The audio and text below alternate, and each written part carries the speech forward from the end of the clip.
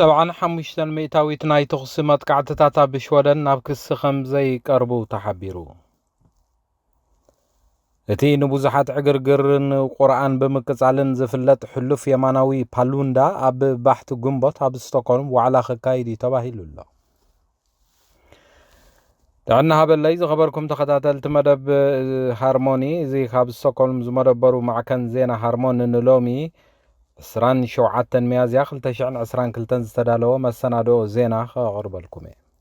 ቀንዲ ርእስታቱ ብምቕዳም ምስ ኩሎም መሳርሕተይ ካብ ስቱድዮ ምሳና ክፀንሑ ዝዕድመኩም መሓር ብርሃሜ ቀፂለ ናብ ዝርዝር ዜና ከሰጋግረኩም ሰናይ ምክትታል።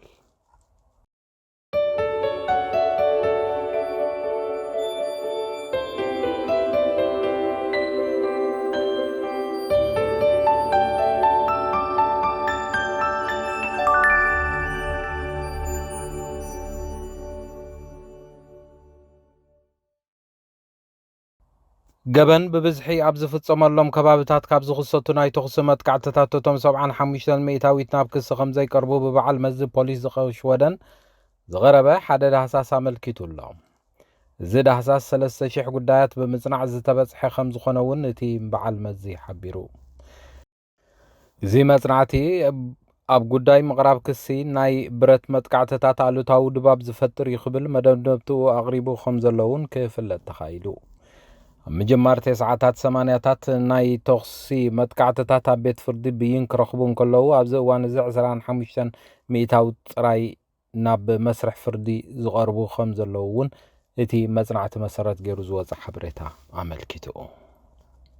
ኣብ ሃገረ ሽወደን ኣብ ቀረባ እዋን ዝተላዕሉ ናዕብታት ቀንዲ ጠንቂ ኮይኑ ምዃኑ ዝንገረሉ ሕሉፍ የማናዊ ዴንማርካዊ ፖለቲከኛ ራሙስ ፓሉንዳ ኣብ ባሕቲ መስከረም ኣብ ሽወደን ከተማታት ስቶክሆልምን ኡፕሳላን ንዝመርሖ ሰልፊ ትራምፕ ክላውስ ናይ ምርጫ ዋዕላ ክካይድ ከም ዝኾነ ተሓቢሩ።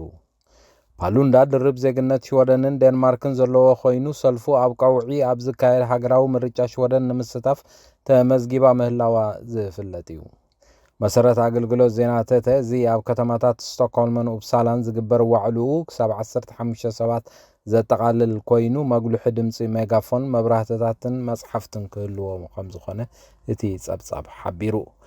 ፖሊስ ዞባ ቬስት ኣብ ቀረባ እዋን ኣብ ቦሮስ ሰላማዊ ሰልፊ ክገብር ዘእተወ ሕቶ ምኽልካሎም ተገሊጹ ከም ዝነበረን ፖሊስ ነዚ ውሳነ ዘሕለፈሉ ምኽንያት ኣብ ብርክት ዝበላ ከተማታት ሽወደን ኣብ እዋን ፋሲጋ ብምኽንያት እተኸስተ ጓነፅ ዝመልኦ ዕግርግር ምዃኑ ሓቢሩ ኣሎ።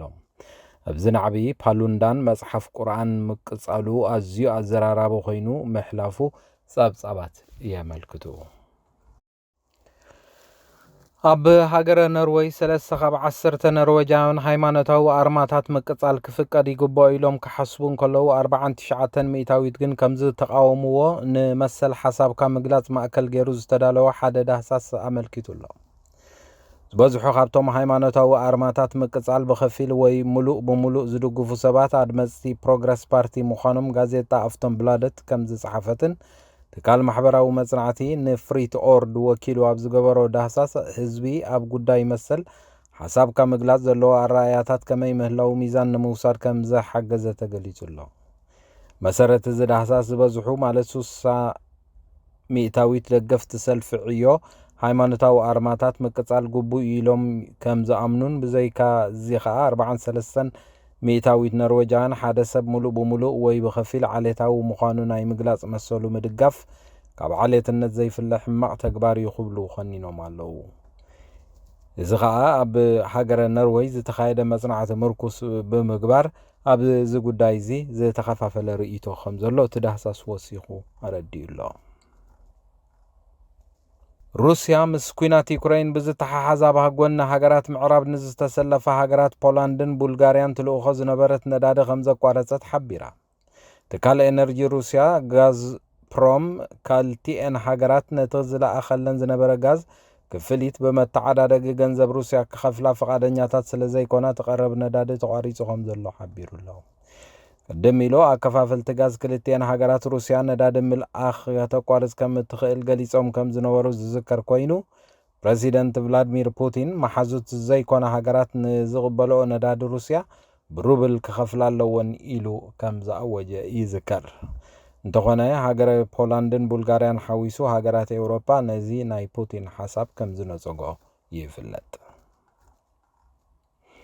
ሃገረ ሩስያ ኣብ ልዕሊ ዩክሬን ብዝፈፀመቶ ወራር ዝሰዓበ እገዳታት ዝተዳኸመ ዓቕሚ መተዓዳደጊ ገንዘባ ንኽትውስኽ እዩ ብሩብል ዝተባህለ ባጤራ ሩስያ ክኸፍላ ትሓትት ዘላ። ቡልጋርያ ግን ጋዝ መሳርሒ ፖለቲካ ይኸውን ኣሎ ብምባል ንውሳኔ ሩስያ ሙሉእ ብሙሉእ ከም ዝተቃወመቶ ትፀብፃብ ኣመልኪቱ። ትከታተልዎ ዘለኹም ሃርሞኒ ሜድያ እዩ። ድሕሪ እዚ ሓፂር ፀብፃብ ኩነታት ኣየር ዝሰሙን ናብ ሓፀርቲ ዜናታት ከሰጋግረኩም እየ። ምሳና ፅንሑ።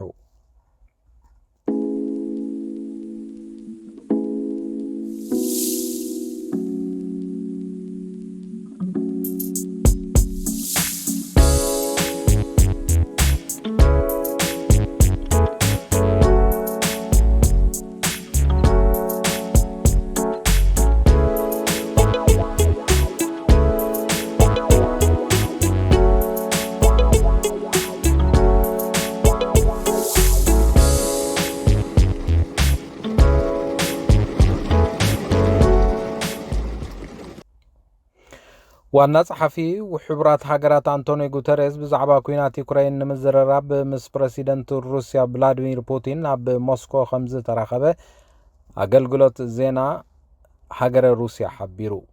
ሩስያ ንልዑላውነት ዩክሬን ምግሃሳ ንቻርተር ሕቡራት ሃገራት ዘጥሕስ እዩ ዝበለ ጉተሬስ ምቁራት ተጻብኦታት ክግበር ጸዊዑ ኣሎ። ፕሬሲደንት ፑቲን እቲ ኣብ መንጎ ሩስያን ዩክሬንን ዝካየድ ዝጸንሐ ዝርርብ ብማንዛ ክቕጽል ምዃኑ ብምግላጽ ገለ ፍታሕ ከምጽእ ተስፋ ከም ዝገብር ምስ ጉተሬስ ኣብ ዘካየዶ ዘተ ተዛሪቡ እዩ። ጉተሬስ ብወገኑ ኣብ ዩክሬን ተፈጢሩ ዘሎ ከቢድ ሰብኣዊ ቁልውላው ከም ዘተሓሳሰቦን ብምግላጽ ኣቐዲሙ እውን ምስ ሚኒስትር ጉዳያት ወጻኢ ሩስያ ሰርጌይ ላቭሮቭ ተራኺቡ ከም ዝነበረ ይፍለጥ። ሃገር ሩስያ 4 ዲፕሎማሰኛታት ሽወደን ምስ ጓጓ ሚኒስትር ጉዳያት ወጻኢ ሽወደን ኣንሊንደ ገሊጻ። ንሳት ማልሶሉስ ኣብ ዝለኣኸቶ ናይ ትዊተር ጽሑፍ ሎሚ ሩስያ 4 ዲፕሎማሰኛታት ሽወደን ክትሰጎጎት ኮይና እዚ ተግባር ሩስያ ምንም ዕላማ ዘይብሉን ካብ መጠን ዝሓለፈ እዩ ክትብል እታ ሚኒስትር ጉዳያት ወጻኢ ሽወደን ሓቢራ።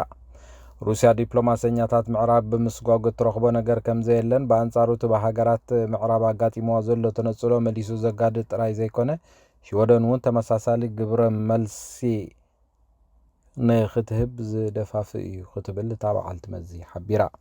እዚ ምስጓጉ ነቲ ሽወደን ወራር ሩስያ ኣብ ልዕሊ ዩክሬን ኣብ መኻንያ 3 ዲፕሎማሰኛታት ሩስያ ክትሰጉግ ውጥን ከም ዘለዋ ስዒቡ ዝመፀ ግብረ መልሲ እዩ ክብል ኣገልግሎት ዜና ተጸብፂቡ ኣሎ።